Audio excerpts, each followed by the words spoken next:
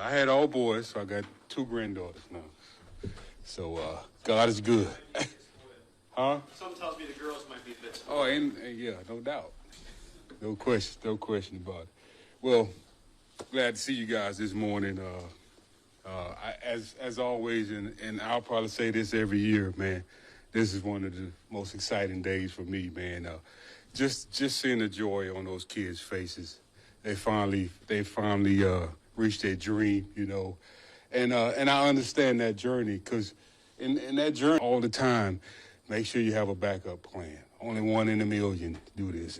There's so many negative things are said, and then when you finally get over that hump and make it, you can look at everybody and say, yeah, I was that one in a million. So excited about these guys, man, and excited about talking to you guys today too, you know. So, and the other excitement thing is for us, we put so much work into these guys. Now we got them here, and we got a chance to coach them up and see if we did the right thing, right? You know, so that's the exciting part about this whole situation. This day, I remember this day, and it was about 10 years ago when I got drafted. But if y'all believe that, I got some land to sell you. But you know, it's just a great moment, man. I can't explain it, but you know, coaches and scouts, we put so much work into these guys, and now we got them here. So it's awesome to have them here. And then I'm going to talk about these guys, man. You know, as we watched Tyleik throughout the year, man, the kid just got better and better and better. Every time you watched him, he got better and better. And I think there's a lot more growth in this kid. This kid got a lot of upside. I don't think he's reached his full potential yet. And he got a chance to be a really, really good player for us. And we was excited that he was there for us to pick him. Great player. He got a chance to be a really, really good run player. And I think he's underrated as a pass rusher. There's some things he got to be taught. And Coach Rogers, our new D-line coach, will do a great job teaching him. And this kid got a chance to be a force in the middle. And as a defense, if you're not good in the middle, you're not very good, you know. So this guy helped us, man, with the guys that we already got. He's a talented kid and loves the way he plays the game. Then we drafted Tate Ratledge, a guy that we liked. We identified early in the process. We liked, first thing you see, this is a big man when you see him now. He's long, tall, big man now.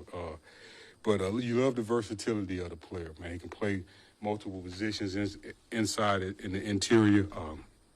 Like the toughness, like the way he plays the game. The guy can get out in space, man. Those guys that can get out in space and blocks for a guy like Jameer Gibbs, and then he go on to the house for a touchdown. You love those guys. So we're excited about Tate, man. Really, really, really excited about Tate. And then this next kid, I think he was born to be a Lion. This Isaac TeSlaa. I mean, you talking about a tough, physical, competitive human being. First notice, where he stood out in the Senior Bowl is like when you go in the team period and he's blocking, man, and he was just wearing those DBs out. I mean, just wearing them out. And then the guy catches the ball. Everything is with his hands. He barely ever uses his body. Tough kid, good run after the catch. We're excited about him. I think he got a ways to go. I think the upside this kid has, he got a chance to be a really good player for us. He got to grow some as a route runner, play more on the outside.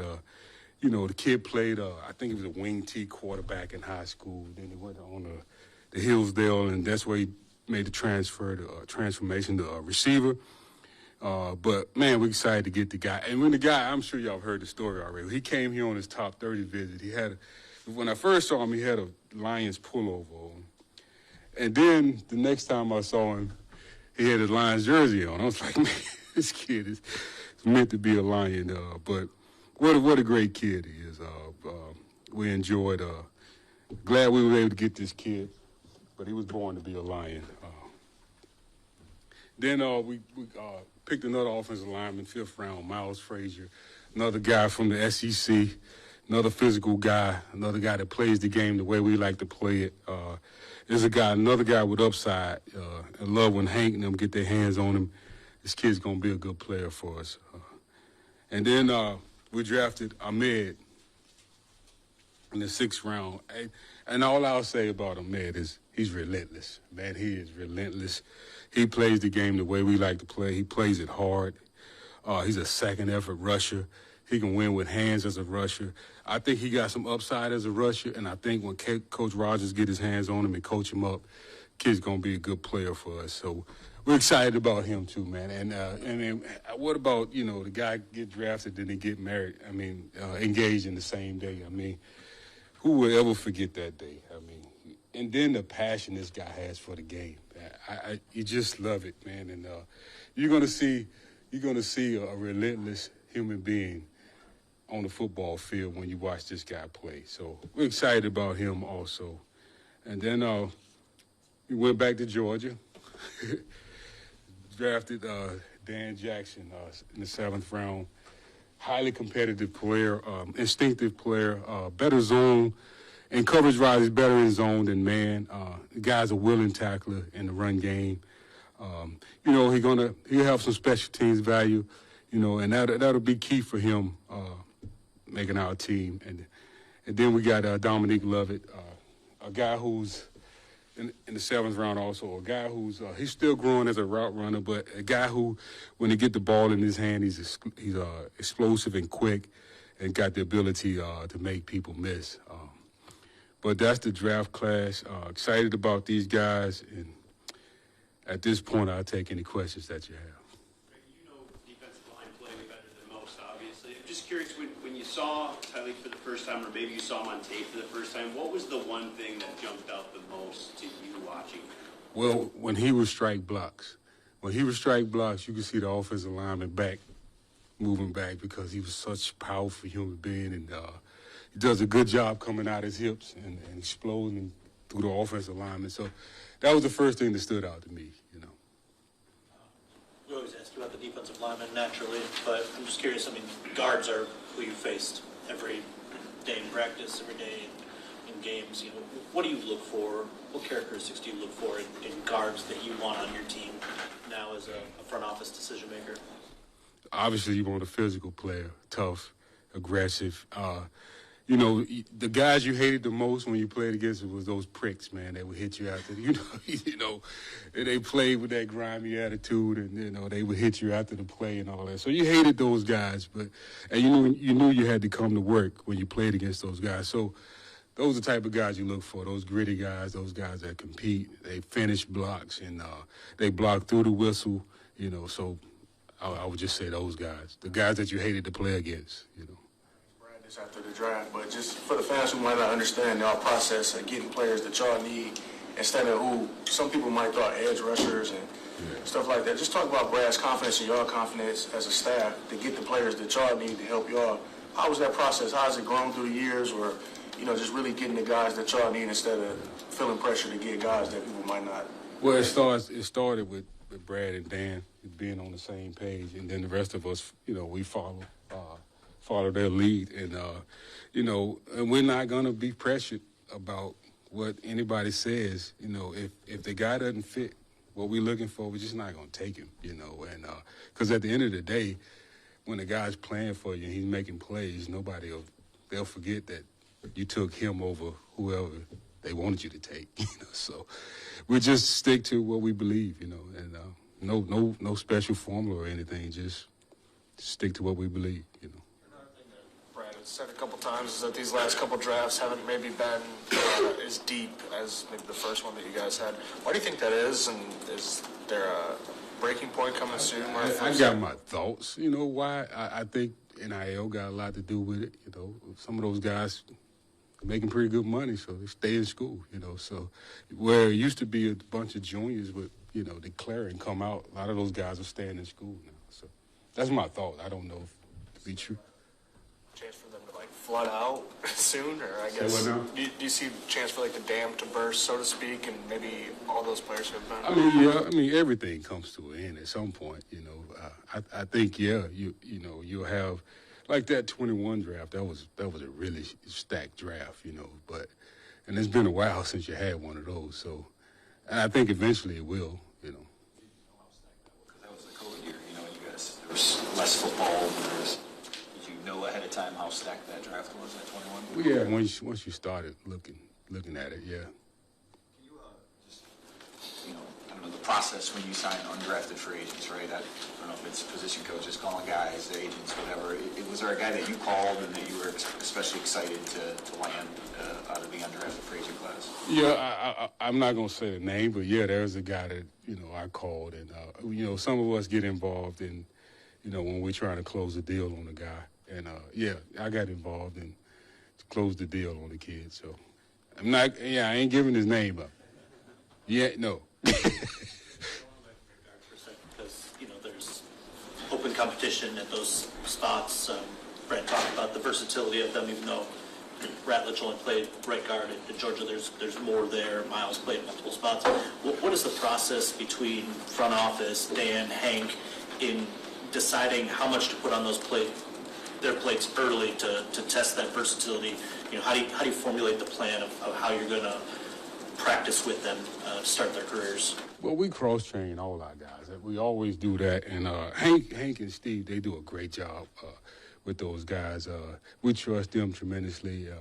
I know Dan trusts them, and I just think they do a great job with them. And, these guys, you understand how much these guys can do mentally when you go through the process and you vet them, and you find out how much they can handle mentally. And both of those guys can handle, all of it, So we feel good about that. There were some reports that maybe Brad was trying to trade 30 times all over this draft. I'm just 30 worried, times? yeah, from this perspective. I ain't never heard that. I'm curious. Brad is aggressive. He's aggressive as far as trading. And, that's something we learned back in L.A. But I don't know about 30 times. Yeah. My question is then, just being in the draft room this year compared to others, was it a little bit more difficult because of your draft position to maneuver around the draft? I think we've always been able to move where we needed to move to. Been fortunate in that way. I wouldn't say it's more difficult than any other time.